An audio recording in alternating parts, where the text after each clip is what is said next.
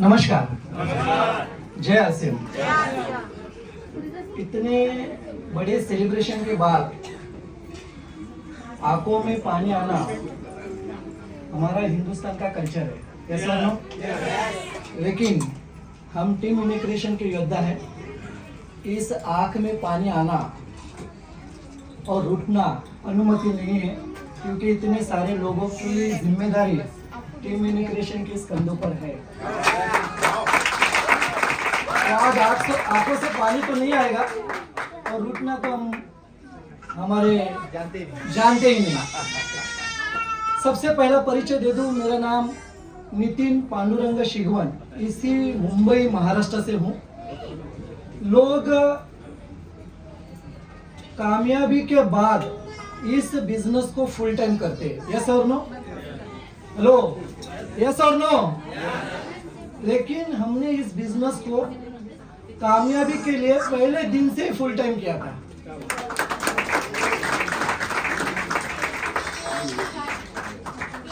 आज हमारी अपलाइन हमारे साथ है,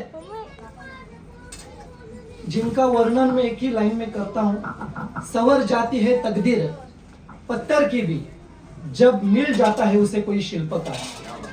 उसी शिल्पकार ने इस पत्थर में मूर्त का निर्माण किया। मेरे और हमारी सबकी अपलाइन आदरणीय राहुल कांबले सर हमारे बीच में है। इनकी खासियत मैं बताता हूं। जब इस बिजनेस को मैंने ज्वाइन किया, करने लगा, हर 2 महीने में, हर 3 महीने में वो मेरे साथ आते, मेरे साथ बात करते, मेरे साथ कॉल करते और क्या कहते कि नितिन इस बार है ना, आपको रॉयल्टी अचीवमेंट करनी है। तो मैं तो हाँ ही बोल देता, हाँ सर रॉयल्टी करना है। और जब उसका रिजल्ट आता, यानी उस महीने की क्लोजिंग होती, तो रॉयल्टी आती नहीं थी, रॉयल्टी आती नहीं थी। फिर मैं खुद को शाबाशी देता और हम हर किताब में, हर मोटिवेशनल स्पीकर सेमिनार में सुनते कि नाकामयाबी कामयाबी की पहिली सीढ़ी है, अपयश ही यशाची पहिली पायरी है, ऐसा एक तो है ना। फिर से 2-3 महीने निकल जाते, फिर कोई टारगेट बनता था, फिर राहुल जी मेरे साथ आते और बोलते कि नितिन जी इस बार भी रॉयल्टी करना है। तो मैं लीडर की तरह यस सर करना है, और उस वक्त भी मेरी रॉयल्टी नहीं होती थी। तो मैं क्या कहता था, नाकामयाबी की दूसरी सीढ़ी भी तो तीसरी बार वैसे हुआ, चौथी बार वैसे हुआ, 5वीं बार ऐसे हुआ, 6ठी बार ऐसे हुआ। एक बार समय आया, मैंने पीछे मुड़कर देखा तो सीढ़ी ने पूरा फ्लोर के फ्लोर चढ़ के आ गया था नाकामयाबी का। पूरा नाकामयाबी का फ्लोर के फ्लोर चढ़ के आया। लेकिन ये पिछला 1 साल ऐसा घटित हुआ, कुछ हमने बढ़िया किया है ना। लेकिन मेरा घर का एक किस्सा जरूर सुनाऊंगा आज, क्योंकि महिला बहुत है यार। पिछले साल में एक मेरे घर में घटना घटित हुई। ये राहुल जी ने फॉलोअप कर करके इतना चार्ज कर दिया हमें कि हम अपने टारगेट के पीछे बहुत पागल हुए। और एक समय ऐसा आया, कुछ 1 साल के पहले की बात है, घर में मेरी वाइफ है साक्षी शिगवन, वो खाना पका रही थी और मैं नींद से उठा तो उसके चेहरे पर मेरी नजर गई। और चेहरे पर नजर गई तो उसके जो माथे की बिंदियां थी ना, वो निकल गई थी, क्योंकि उसने सुबह सुबह मुंह धुआ था, है ना। तो मुझे गुस्सा आया, हिंदुस्तान कल्चर है मेरा, है ना, आणि त्यातल्या त्यात मराठी।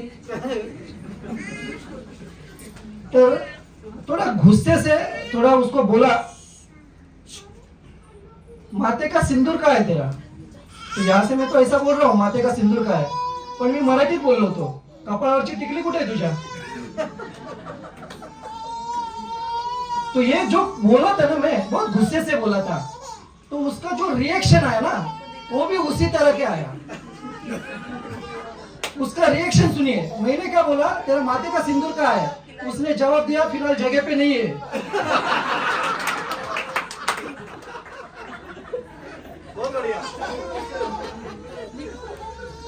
और मैं बताऊं, कल मैंने मेरी स्टेटमेंट बताई, और स्टेटमेंट आपको पता है आज अभी चेंज हुई है। बराबर है। बढ़कर आइए। बढ़कर अभी दिखाना नहीं संभव हुआ है, जो हुआ है वो दिखाया, और वो दिखाकर मैंने बताया पति जगह पे ही है ना? तो ऐसी बहुत बड़ी घटना जीवन में होती है। कहने का तात्पर्य यही है, संघर्ष रहेगा, है ना, संघर्ष रहेगा, और संघर्ष के साथ हमें करना है। अभी मनोज जी आगे आगे आ रहे हैं, है ना, लेकिन जीतू जी को मैं बोलना चाहता हूँ, 1-2 मिनट बात करनी है मुझे आज, है ना। संघर्ष यहाँ तक खत्म नहीं हुआ मेरा, है ना, पत्नी का तो है, लेकिन पिछले साल या एंडिंग में रॉयल्टी आई, और जो रॉयल्टी का मेरा सेलिब्रेशन हुआ ना, उस वक्त हॉल की लाइट ही बंद हो गई। आप सोचिए, अगर आप रॉयल्टी करें और आपका सेलिब्रेशन होने का समय आए और हॉल वाला लाइट खत्म कर दे, तो दर्द हो जाएगा कि नहीं, है ना। तो रॉयल्टी का वैसा हुआ। टेक्निकल का जब मेरी पल पिन आई, तो रॉयल्टी तक संघर्ष मेरा खत्म नहीं हुआ। मेरा संघर्ष पल पर ही रहा, पल जो लेवल था उस पर भी रहा। जब मेरा पल का सेलिब्रेशन था, उस वक्त सिर्फ लाइट ने माइक भी बंद कर दिया।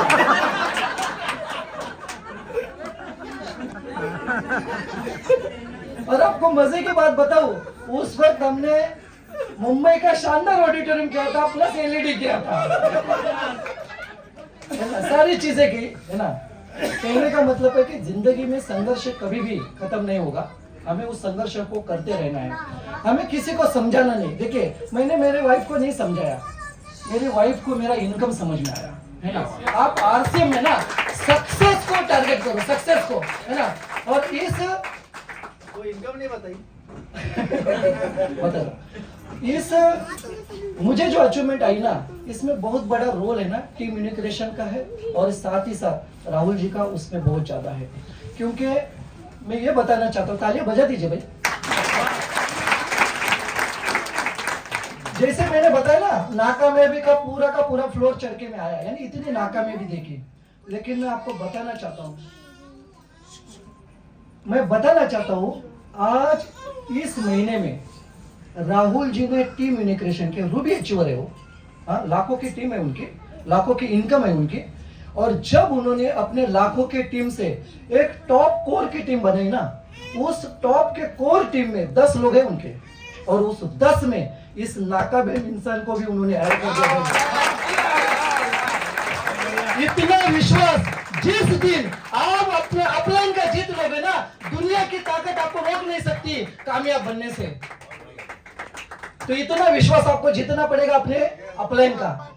4 लाइन के साथ मेरी बात आज मैं विराम दूंगा, जिस 4 लाइन ने मेरे जीवन में आरसीएम के प्रति, काम के प्रति बदलाव लाया। ये 4 लाइन आप नोट भी कर लीजिए, या आप आपके मोबाइल पैड पर भी लिख लीजिए। देखिए, हमें जीवन में ना आविष्कारक नहीं बनना है साहब, है ना। हमारे में क्वालिटी है या नहीं है, मैंने कॉपीकैट मार्केटिंग की बुक पढ़ी, उसमें एक लाइन कही गई, आपको आविष्कारक नहीं, एक अच्छा नकलची बनना है, बराबर ना।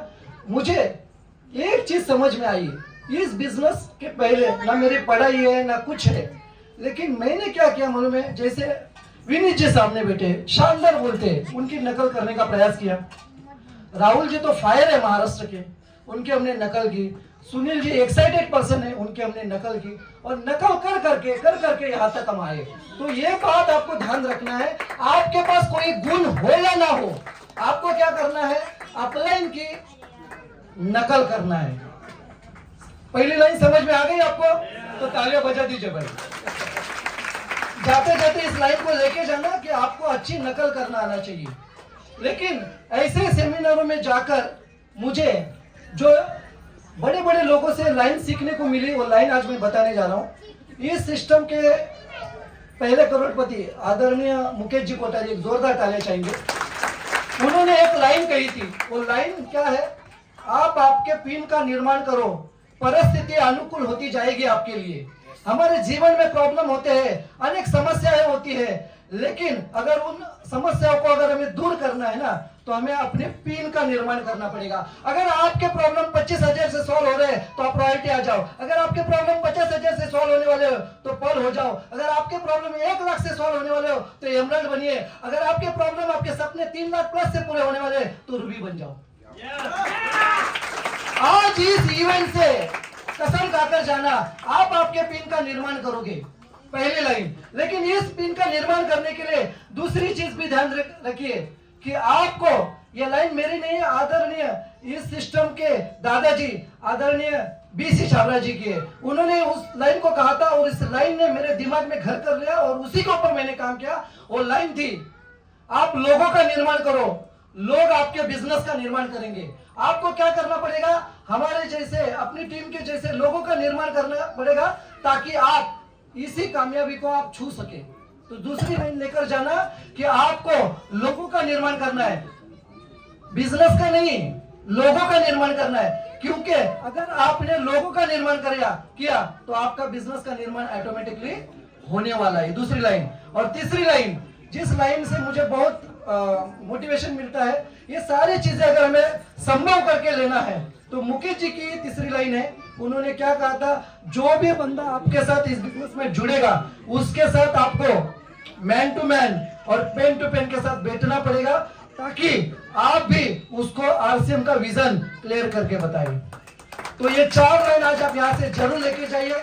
आप सभी ने मुझे इतने ध्यान से सुना, इतना प्यार दिया, आप सभी का दिल की गहराई से धन्यवाद। जय आरसीएम, जय TUC. Thank you Manoj ji. Thank you sir, thank you Nitish sir, बहुत बहुत धन्यवाद। एक बार जोरदार